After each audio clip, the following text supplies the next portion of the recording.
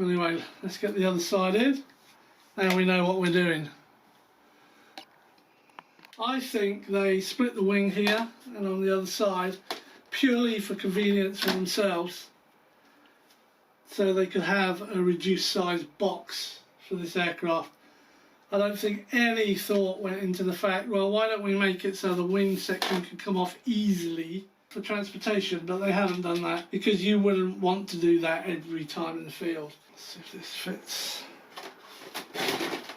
Yep, the dot are the lights. The dot are the lights.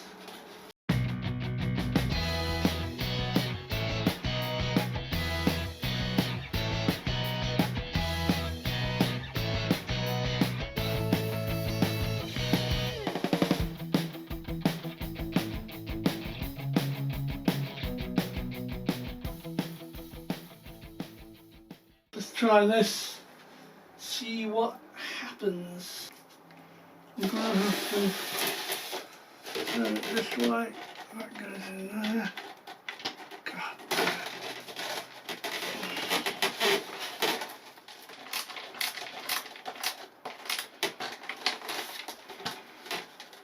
I think this is the wing that I'll have to take off and put on at the field because it goes in much better than that other wing did. But we still have the same issue of having to apply a lot of pressure to it. That's the easier of the two wings. This is an upgrade worth doing. I'm going to put the original prop set on here. So it's got two nuts. You keep one nut at the back locked down. I won't do them tight, I'll just show you. This first nut comes off, I guess.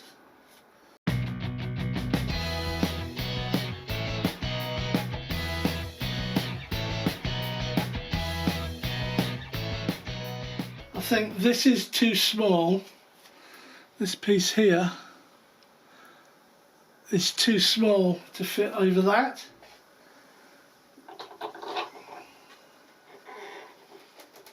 Yeah, it won't do it. So they give you a nut.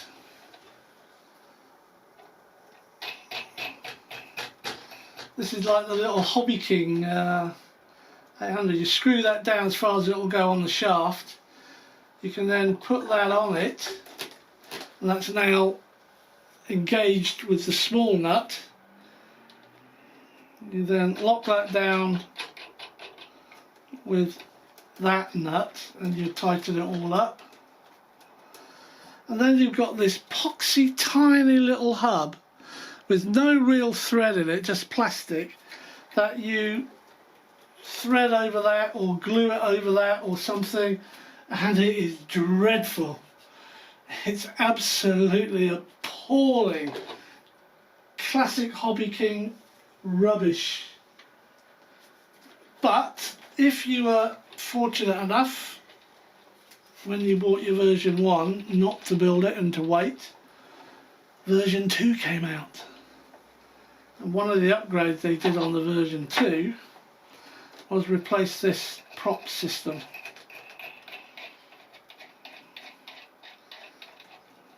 And what you can now get are these babies. Now this comes in a two-piece hub. Now these are for the Bush Mule V2 or the Albatross. You've got the same prop, it's slightly different moulding, but it's the same idea, but without the hub. You put it into this more realistic hub, and the prop has the bigger cutout in the back. That will sit over there very nicely and engaged with the motor plate. You then have a far more substantial spinner, and in it has a brass thread, and that's what they should have done in the first place instead of being cheap and cutting corners.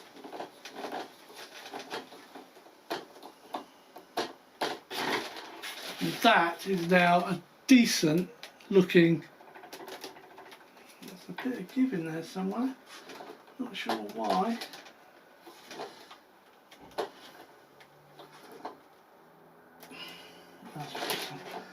Tightening it up properly. There we go. Yeah, that stopped it. Much better. And I've got one for the other end as well. The other end. I've got one for the other motor as well. And all that I did was to buy a V2 set for this.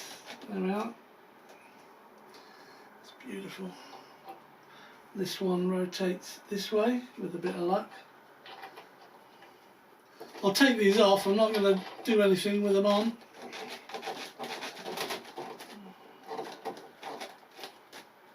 Yeah, that's great. And it just looks so much better. There we are. Put this to put in there. And the nose. Now I tell you what, I couldn't work out why it had a removable nose, because there's no magnets in it. So I thought, oh, maybe it's for a camera, so you can stick a camera on the inside at the end. But there's no magnet, so it's not as if you could take it off and on easily. Here's the thing, while you're building this, while you're messing around with it, that nose not being there is a godsend. It's nice and flat, you can pull it down, which I have done on many occasions. So that not being there is really helpful when you're doing the assembly. Let's get on and wire it up. I've got my AR630. What I've got to do with that first is register it. I mean, it is registered, but it's registered as free. So I connect it up using a programming cable, go onto the Spectrum website and register it as Bush Mule. 1 hour later. I've got her on the back with the legs in the air. CFG, 50 to 60 from the leading edge, and the leading edge is dead straight, so I can measure it anywhere. However, I have checked and it's quite easy to balance it in this area. So we're going to use, see what sort of area I'm talking about there. I can't really get anything in there, but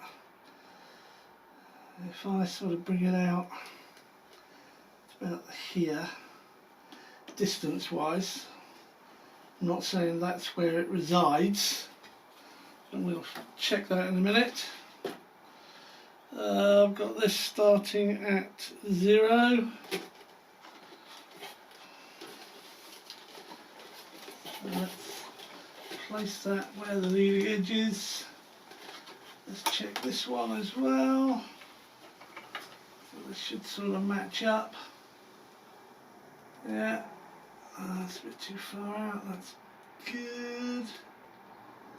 And we've got 55, which is just before that line. 10, 20, 30, 40, 50. The line is 60, so 55 is just back a bit. That's there according to this. So that's like 55 to the leading edge, that's about right. It's a good place to put my marker. That's the C of G, 55. 60 is right on this line here, and that's as far as you can go. So I always like going in the middle. If they make a range, they made a range between 50 and 60. So we're going for 55 on that side. Let's finish this off and then I'll flip over to the other side and do it. Don't need to see that because it's the same process. There's my marker. I've only just glued in the cocktail stick, so I'll let it set and then I'll just snip it off. Now I do that because not only do I have a marker, but without looking I can put my hand underneath and feel the little lump that's left when I cut that piece off. So that's finished. Here are my centre of gravity points. One there, and there's one over here. As far as I'm concerned, the underside's done. We still have to attach the flaps, but I only do that after I powered up. 3 wires coming from the back.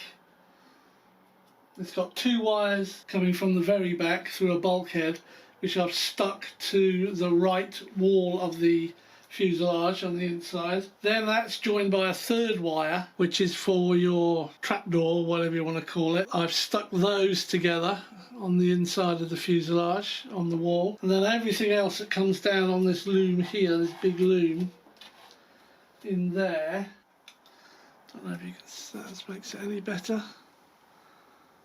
Yeah, there's a big loom in there. They all come down. The wire swings around, and then I've got the AR630 stuck on the plastic base it gives you just there. It's not too bad as long as you have your bottom hatch open and the top hatch where you put your battery open.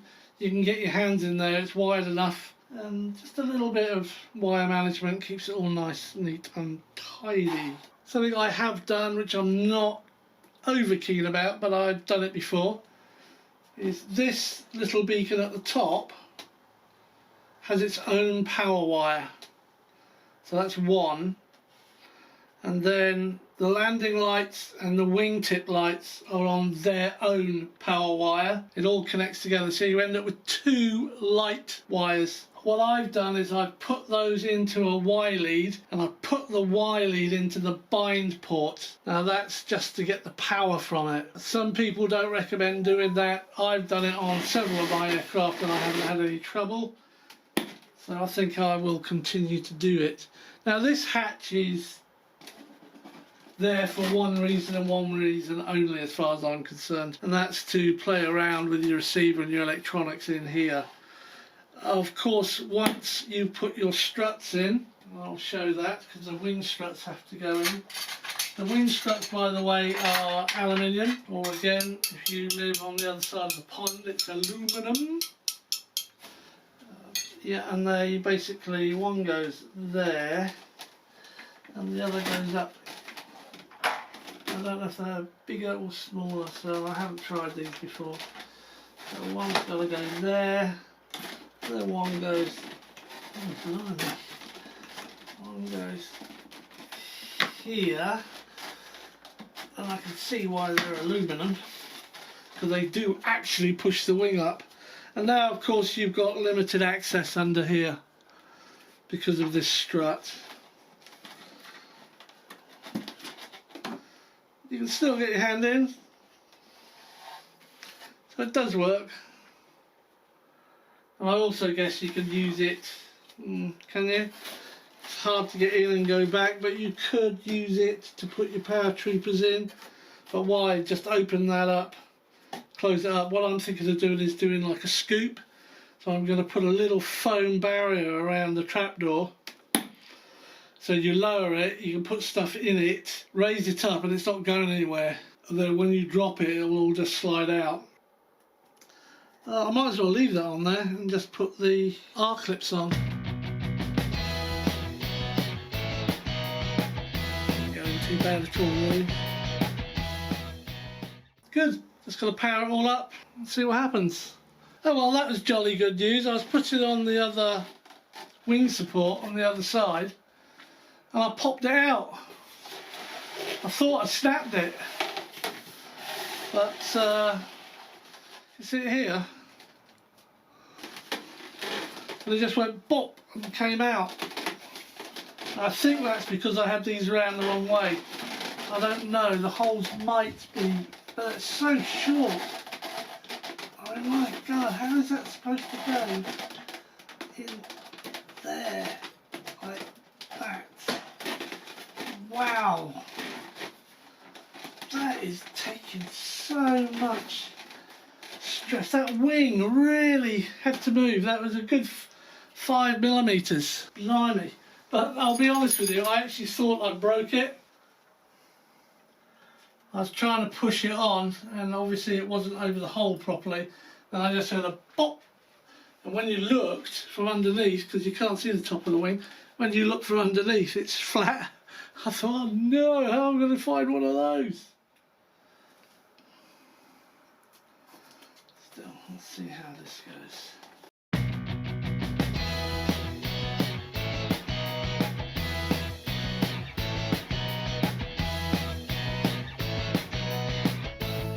better find it, see what happens.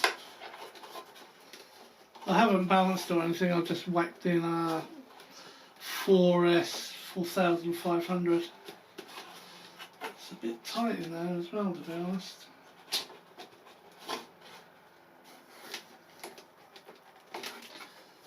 Right, it's flashing.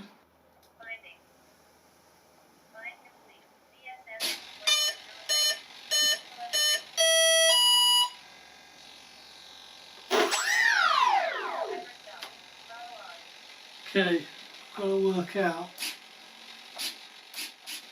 It's better. Holy cow.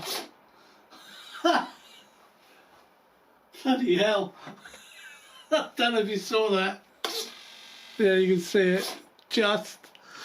I think we might slow that down a little bit. What do you think?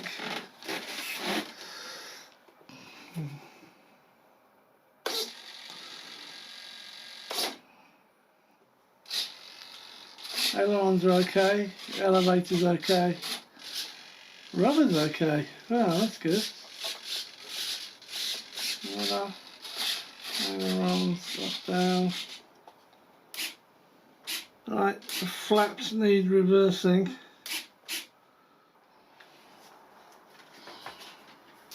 So I'm going to go away, my 8th cup of tea, and play around with some of the settings. If you look between the wing struts, take off flaps, landing flaps, take off flaps, flaps up. Here's a big 4500 that I reserved for this. If I put it just a little bit further back in the tray, not a huge deal, but just a little bit. Again, I haven't got Velcro, but I'll need Velcro on it. I don't for 1 minute think this makes any difference. I'll put it on. Slightly nose heavy, fractionally nose heavy, but that's alright. Sorry, I didn't find a group or device named like. That's Alexis. In order to achieve that, I have had to put 40 grams of iron, sticky iron, right on the tail. I've sorted out the door, the cargo door I call it. Cargo door open. Now that's as far as I can open the cargo door. The reason for that is if it's any more, the servo starts chattering and it starts juddering. So that's about as far as I can open it. But when I close it, it closes nice and snug. Cargo door closed. Cargo door open. Cargo door closed. Not quite a second. Let's make it a full second. There we go. Cargo door open.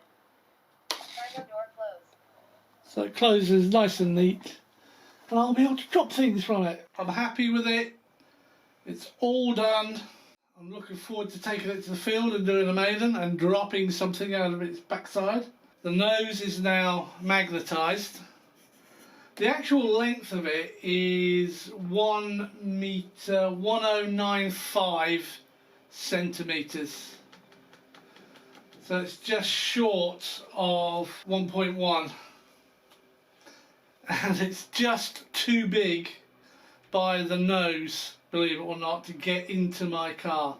So as long as I put the wings in first, then swivel it around to get the tail section and the fuse in, then swivel it back to get the rest of the wing in.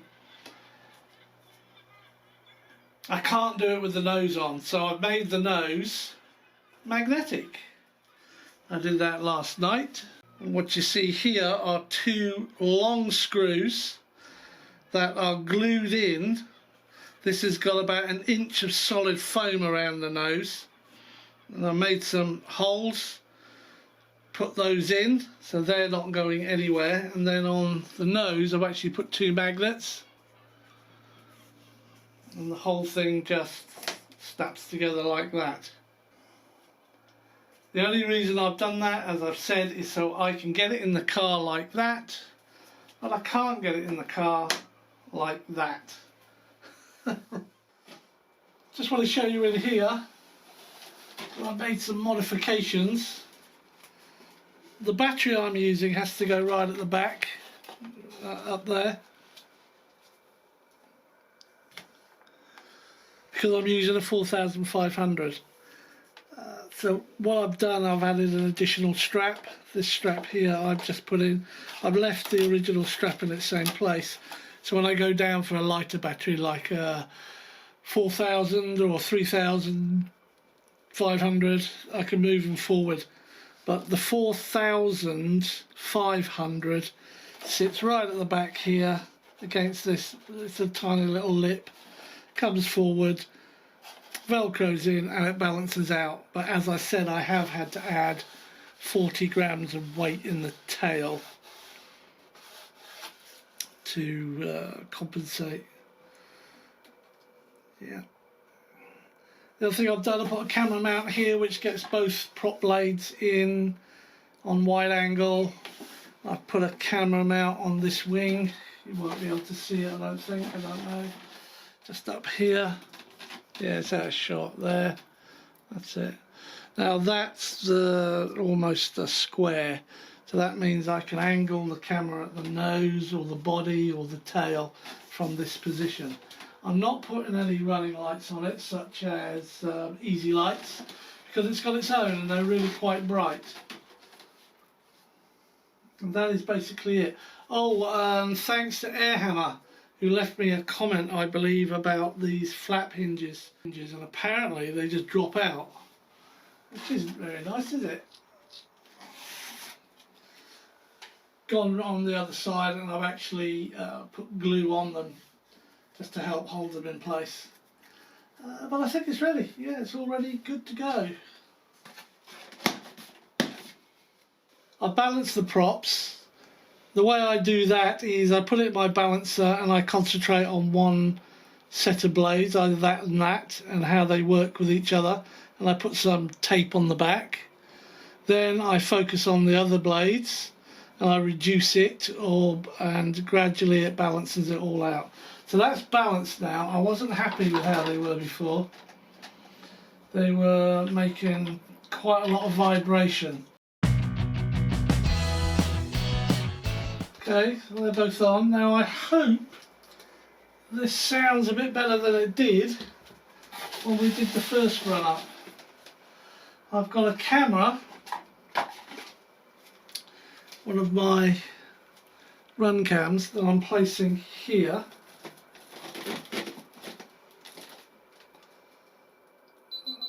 And what I'm looking for is vibration. So that camera links to it's not my mobile phone, it's a mobile phone. I use it purely for this type of work. I just keep it, it's an old mobile phone.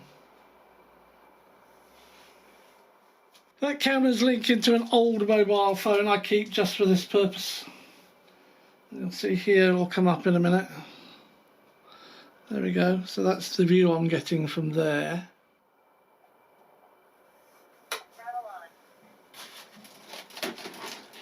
Okay, props clear, yep. Oh yeah.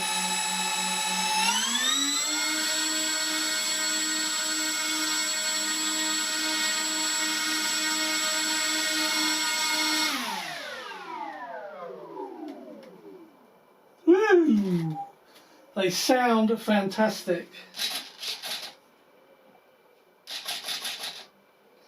Yeah, they sound fantastic. And the camera was showing a perfect picture. Bush Mule V1. And that's with a 4500 in it. I'm starting with 5 minutes on the clock. We'll see what the battery looks like when we get down and then adjust it accordingly. So thanks for watching, everyone. Stay safe, stay well, and I look forward to joining me on another video coming very soon. Cheers.